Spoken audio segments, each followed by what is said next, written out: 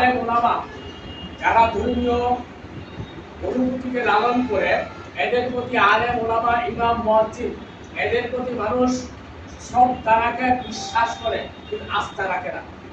আস্থাটা কি? আস্থাটা হলো আমার মামলা হবে, এই মামলা তদবির করবে আওয়ামী লীগ, মামলা তদবির করবে বিএনপি।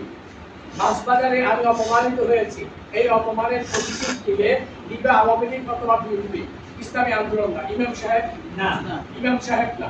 অর্থাৎ সমাজের তৃণমূলের নেতৃত্বের আসনে ওলামায়ে কেরাম আসতে পারলে সমাজের প্রতিটি সেক্টরে মানুষের সেবা যথাযথ দিতে পারলে তখন কিন্তু আপনাকে মানুষ ভিন্নভাবে চিন্তা করবে। কেন? চোরকে আপনি পিটাইতে পারবেন না, ডাকাতকে আপনি থাপ্পড় দিতে পারবেন না, চাঁদাবাজকে আপনি গালি দিতে পারবেন না। এই জন্য জনগণ আপনাকে চাঁদাবাজের বিকল্প হিসেবে গ্রহণ করবে না। কেন? মনে করবে যে এই কাজগুলো মনে হয় শুধু আওয়ামী লীগ।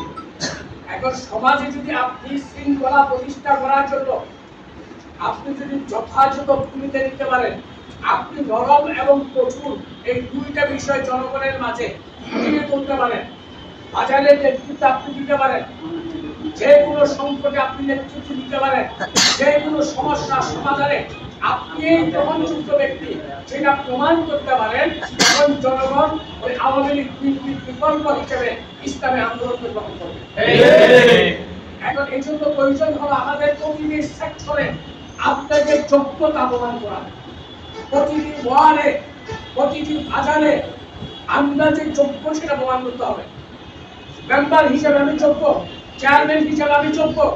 এই জন্য ইসলামী আন্দোলন বাংলাদেশের বর্তমান প্রয়োজন হলো বর্তমান যে অন্তর্বর্তীকালীন সরকার আছে সেটার পাশাপাশি আরেকটা ছায়া সরকার প্রতিষ্ঠা করা। কি সরকার প্রতিষ্ঠা করা হয়? কি সরকার? অর্থাৎ থানার সাথে সম্পর্ক আমার থাকবে, ওসি সাহেবের সাথে সম্পর্ক আমার, ওসি সাহেবকে আমি সেট করব, ওসি সাহেবকে আমি বুঝাবো, ওসি সাহেব আমার কথায় বুঝবে, আমার কথায় বসবে। এরকম শক্তিশালী অবস্থান আপনাকে তৈরি করতে হবে।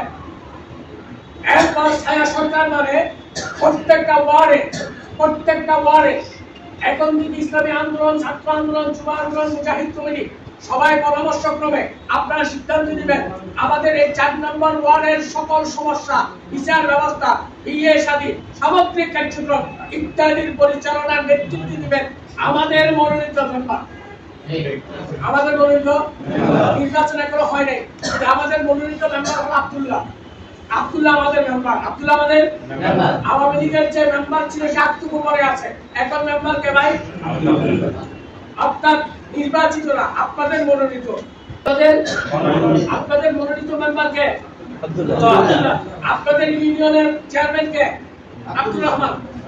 আপনাদের ইউনিয়নের চেয়ারম্যান কে? আব্দুর রহমান। ইউনিয়নের চেয়ারম্যান কে? আব্দুর রহমান। অর্থাৎ আব্দুল্লাহকে এখন থেকে ঠিক করে নিতে হবে, আব্দুর রহমানকে এখন থেকে ঠিক করে নিতে হবে, এরপর এমপিকে এখন থেকে ঠিক করে নিতে হবে। অর্থাৎ প্রতিটি সেক্টরে আমরা যদি নেতৃত্বের আসনে সমাসীন হতে পারি তখন সমাজের ভোট আমরা বৃদ্ধি দিতে পারবো।